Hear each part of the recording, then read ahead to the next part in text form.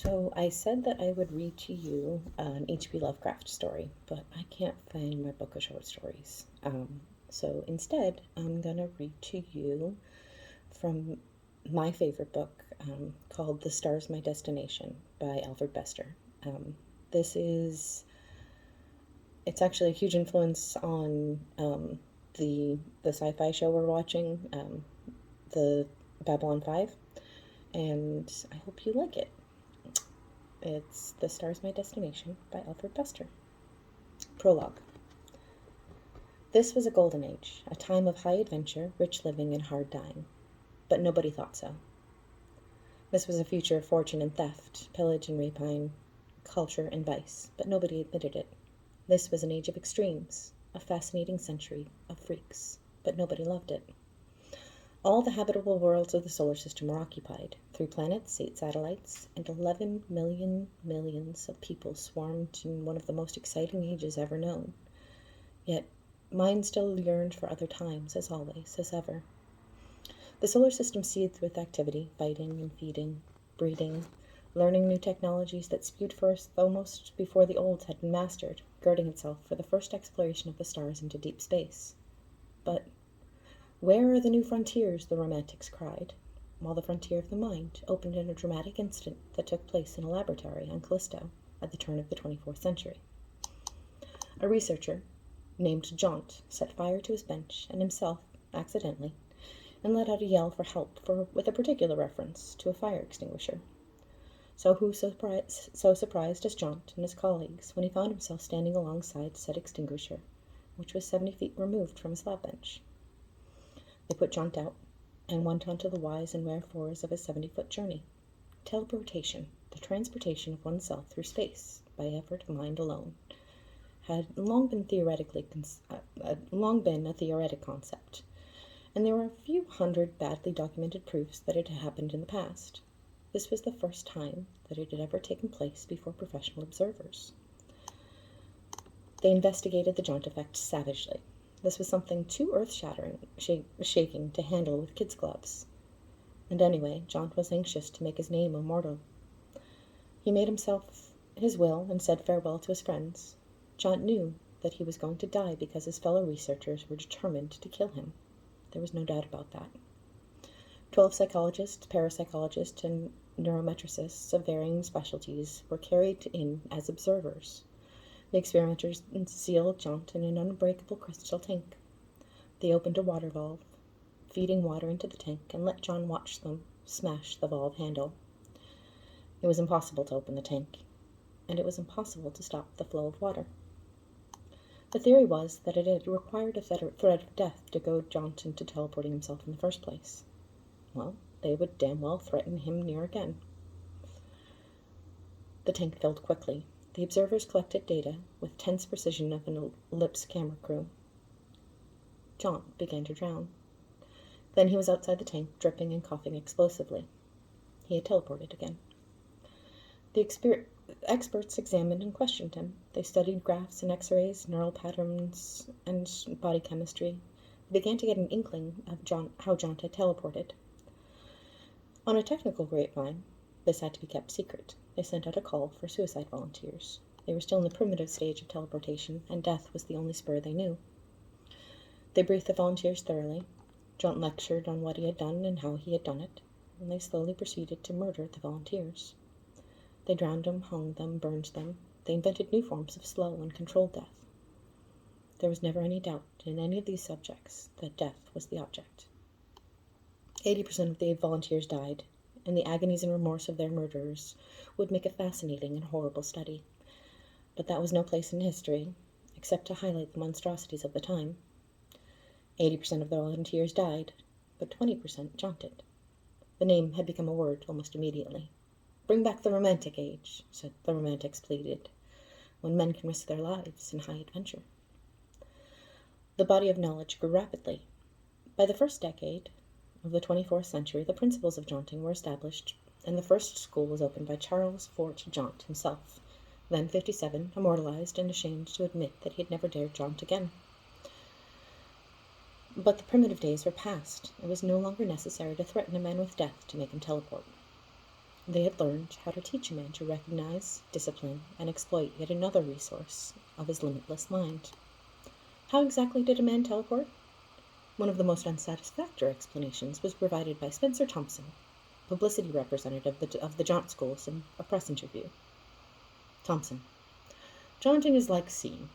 It's a natural aptitude that almost every human organism has, but it can only be developed by training and experience.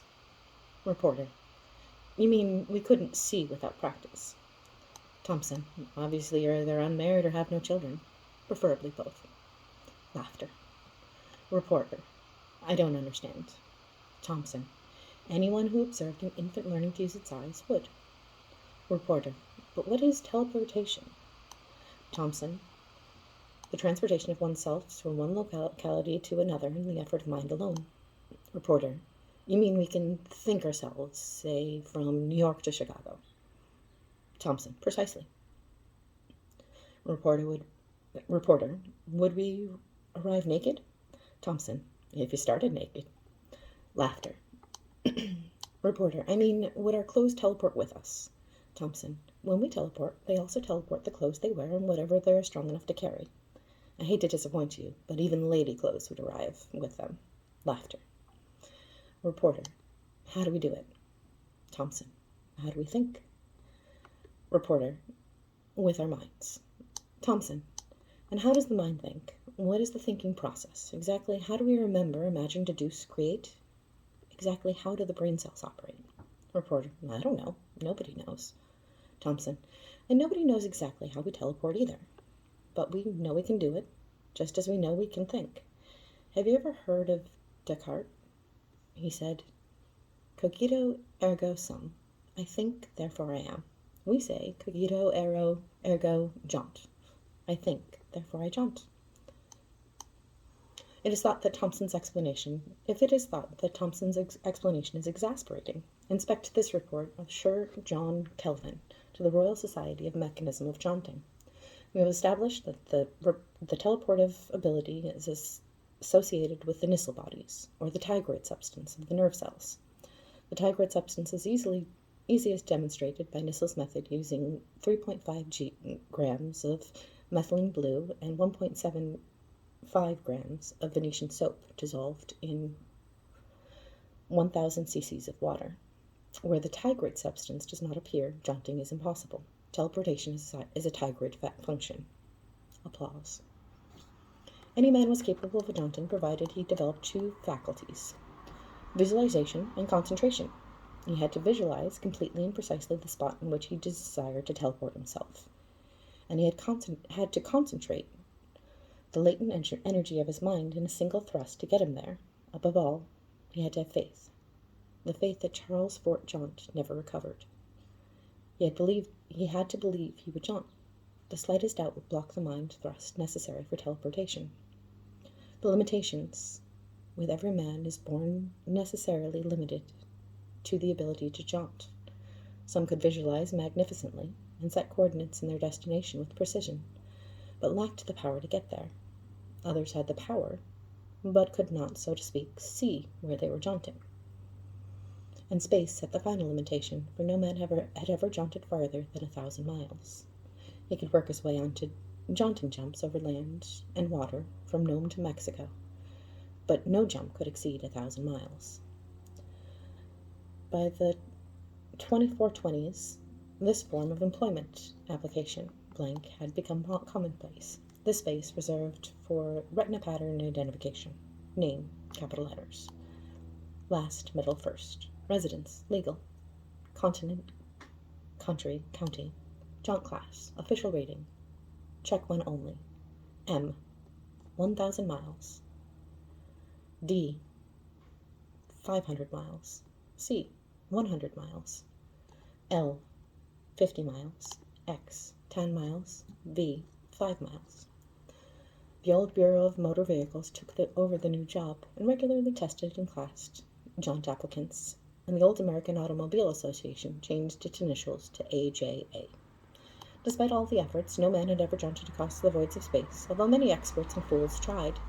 Helmut Grant, for one, spent a month memorizing the coordinates of a jaunt stage on the moon and visualized every mile of the 240,000-mile trajectory from Times Square to Kepler City. Grant jaunted and disappeared. They never found him. They never found Enzio Dandridge, a Los Angeles revivalist looking for heaven, Jacob Maria Friedleich, who was a paraphysicist who should have known better than to jaunt into deep space searching for metadimensions, Shipwreck Kogan, a professional seeker after notoriety, and hundreds of others, lunatic fringers, neurotics, escapists, and suicides.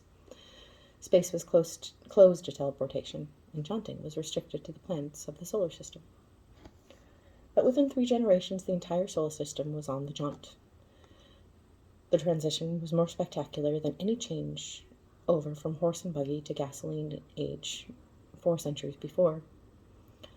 On 3 planets and 8 satellites, social, legal, and economic structures crashed, while the new customs and laws demanded by universal jaunting mushroomed in their place.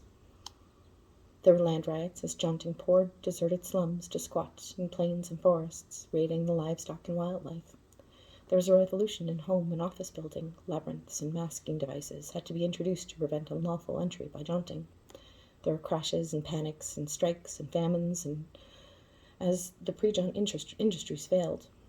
Plagues and pandemics raged as jaunting vagrants carried disease and vermin into defenseless countries. Malaria, elephantitis, and the breakbone fever came north to Greenland. Rabies returned to England after an absence of 300 years.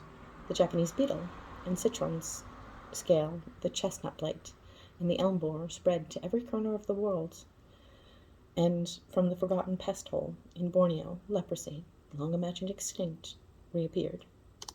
Crime waves swept the planets and satellites as the underworlds took to jaunting with the night around the clock, and there were brutalities as police fought them without quarter.